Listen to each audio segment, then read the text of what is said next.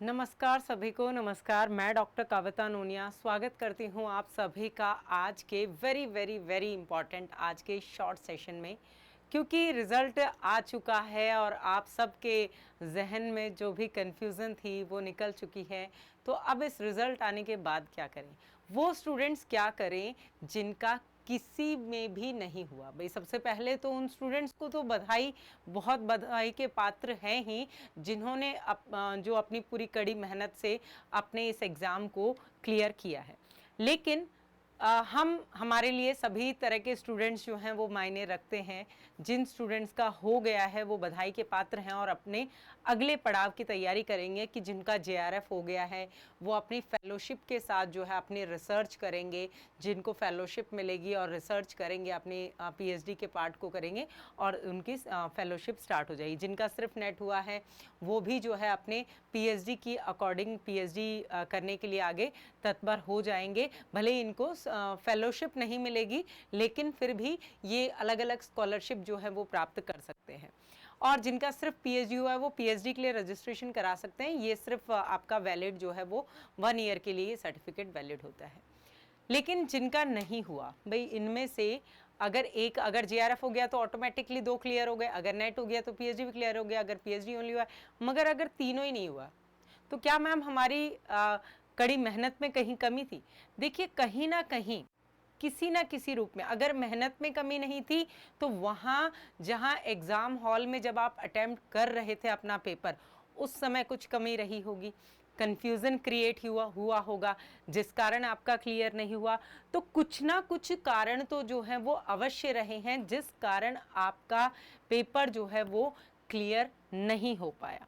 ठीक है, अब क्लियर नहीं हो पाया इसका तो कारण हम ढूंढेंगे ही।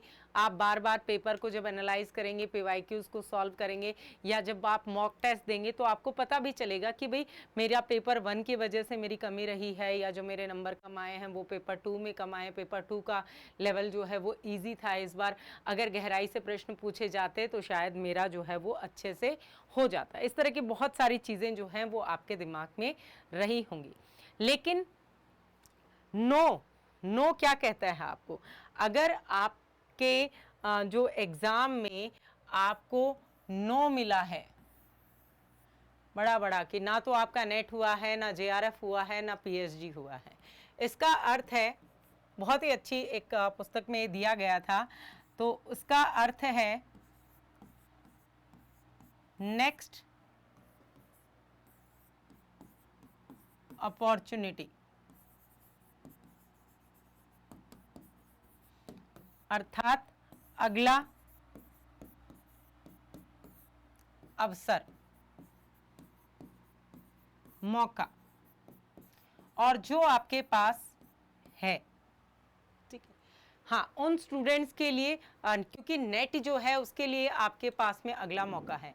जेआरएफ भी उन सभी स्टूडेंट्स के लिए जिनके पास में अभी एज लिमिट उनकी पूरी नहीं हुई है। जेआरएफ में आप देखते हैं कि भाई जो आपकी एज लिमिट है वो 30 साल है, लेकिन किसी भी वर्ग की जो महिलाएं हैं वो 35 वर्ष तक जो हैं वो उसके फॉर्म भर सकते हैं। तो अगर आप 35 वर्ष की अभी नहीं हुई हैं तो आप जो है वो अपने जेआरएफ के अटेम्प्ट को दे सकती है। लेकिन नेट जिसके लिए अभी तक तो कोई एज लिमिट नहीं है, इसलिए जून का जो अटेम्प्ट है, ठीक है, क्योंकि आगे आप देख रहे हैं कि दिन ब दिन जो है वो अलग अलग आप देखेंगे जो चेंजेस होते जा रहे हैं। तो अभी आपके पास में जो अटेम्प्ट है, आने वाले जो अटेम्प्ट हैं, जब तक चेंजेस कुछ ना हो तो इसको अपना स्वर्णिम अवसर बना लीजिए। ठीक है, ऐसा सुनहरा मौका बना लीजिए अपने आने वाले समय को कि आप जो है इस सुनहरे अवसर के माध्यम से क्या कर पाएं, भाई आप अपने जीवन को एक दिशा दे पाएं।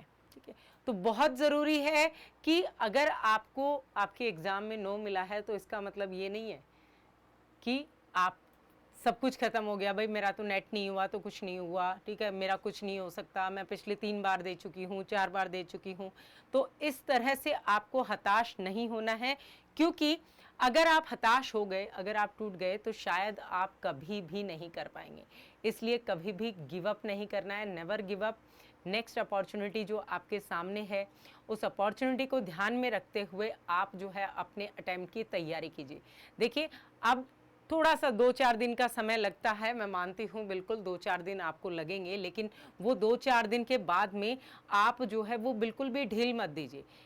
बहुत सारे स्टूडेंट्स क्या गलती करते हैं, ये गलती करते हैं कि वो नोटिफिकेशन आने का इंतज़ार करते हैं कि जब नोटिफिकेशन आएगी, जब हम फॉर्म भर देंगे तब तैयारी करेंगे।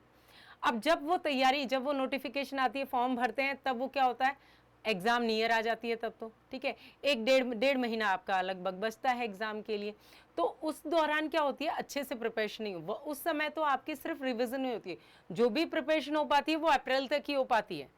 मई जो है वो आपके बूस्टर कोर्स के लिए, मई जो है वो अपने आप को बूस्ट करने के लिए, रिवीजन करने के लिए वो आपका रहता है। तो जून में अगर आपका पेपर है तो मई को तो आप, मई तक आपका सिलेबस पूरी तरह से कंप्लीट होकर के आपकी तैयारी वाइंड अप हो जानी चाहिए, ठीक है।